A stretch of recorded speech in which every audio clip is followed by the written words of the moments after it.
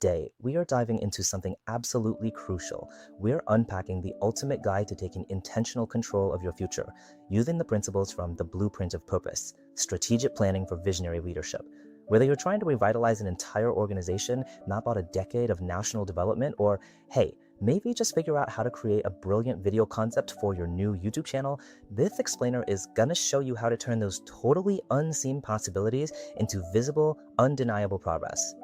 But right out of the gate, I want you to ask yourself, are you intentionally managing your time, or are your daily distractions, unexpected emergencies, and, let's be honest, other people's priorities managing you? The source material hits us with a really powerful point right away. It says that without planning, we are literally controlled by our circumstances, which is constantly reacting. Time is going to move forward whether we use it or waste it, right? The planning is what actually assigns a purpose to that time before it even arrives. Okay, here's our roadmap for today. We're covering beyond mere survival, turning vision into action, transforming organizations and nations, the blueprint essentials, the 12-step planning framework, and finally, building the future intentionally. Let's get right into it. Section 1, Beyond Mere Survival. Let's look at how planning fundamentally shifts our daily existence from pure chaos to actual purpose. Living purely by instinct is kind of like being caught in a tornado of constant emergencies. You're just constantly reacting to external pressures, putting out fires, and solving problems that, honestly, could have totally been anticipated. But deliberate planning, that equips you with a compass and a telescope. It moves us away from mere survival and into a focused direction. It brings clarity. Now, it's not going to magically remove every single uncertainty in your life, obviously not, but it absolutely provides a sense of direction within that uncertainty. I absolutely love this quote from the text. Planning gives sacrifice a reason. Think about it. Delaying gratification, cutting back on unnecessary spending, or just walking away from stuff that produces zero value, all of that is so much easier to endure when it's connected to a real, meaningful destination. Like, let's say you're sacrificing your entire weekend to finally sit down and script out that brilliant video concept for your YouTube channel. That temporary pain makes total sense when you can clearly see the relationship between what you're sacrificing today and the result you're going to get tomorrow. Moving on to section 2, turning vision into action. Having a visionary dream is great, but let's see how we make it actionable. Let's be real for a second. A vision without a plan is really just an inspiring imagination. It's just a cool idea. Planning is what actually translates the idea into hard objectives, milestones, and tangible resources. Effective leaders never just stop at declaring what they hope to achieve. They actually build the road to get there. So, to make this jump from just having a vision to actually executing it, effective leaders have to ask themselves some highly practical questions. Stuff like, where are we now? Where do we want to go? What exactly needs to change? What resources do we need? Who needs to be involved? What obstacles are going to pop up? And how are we going to measure our progress? Back to that YouTube channel concept, you've got to define exactly what camera gear you need, who you're collaborating with, and what metrics actually mean you're growing. Answering these specific questions is what stops your ambitions from just being vague desires. Section 3, Transforming Organizations and Nations. Now, let's zoom out to the macro level. Did you know that some of the most resource-rich countries on the planet are actually the least developed? It's wild, but it's true. And that's because potential alone does not equal progress. The source points out that a nation, or any group of people really, can have abundant natural resources, incredibly talented citizens, huge strategic advantages, and still remain completely underdeveloped.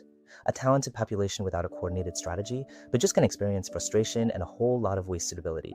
Planning is what organizes that potential. So whether we're talking about a business prepping for some massive market disruption or an entire nation trying to lift its people out of poverty, the connective tissue is exactly the same. It's strategic planning. The text is very clear here. National development doesn't happen through short-term political promises. It requires long-range thinking across education, healthcare, infrastructure, the whole economy. It has to outlast a single leadership cycle to promote real continuity and accountability. Okay, section 4, the blueprint essentials. It is time to get highly tactical. So what actually goes into a strong blueprint? You need a few absolutely essential ingredients: specific objectives, practical action steps, clear responsibilities, solid timelines, and risk management. And hey, notice the emphasis on having this in writing. The source stresses that the act of writing forces clarity. It's like a spotlight. It immediately exposes contradictions, unrealistic assumptions, missing resources, and unclear responsibilities that you totally would have missed if you just kept the whole plan floating around in your head. Section 5, the 12-step planning framework. Let's put those blueprint essentials into motion. All right, let's break this 12-step framework down. The first 4 steps are all about orientation. First, you define the destination. Literally write down a clear description of what success looks like. Then, step 2, you honestly assess your present reality and limitations. Step 3 is identifying the gaps between where you are and where you want to be. And step 4 is establishing priorities, because let's face it, you simply cannot solve every single problem at exactly the same time. Next up, we move into organization. Step 5 is turning those priorities into measurable goals. Big desires like I want to be successful are impossible to manage. You've got to break those broad ambitions into practical action plans, which is step 6. Then step 7, assign responsibility. Every single task needs a clear owner. And in step 8, you allocate resources to make sure those owners actually have the tools, the time, and the funding to get it done. Finally, we hit the execution and evaluation phase.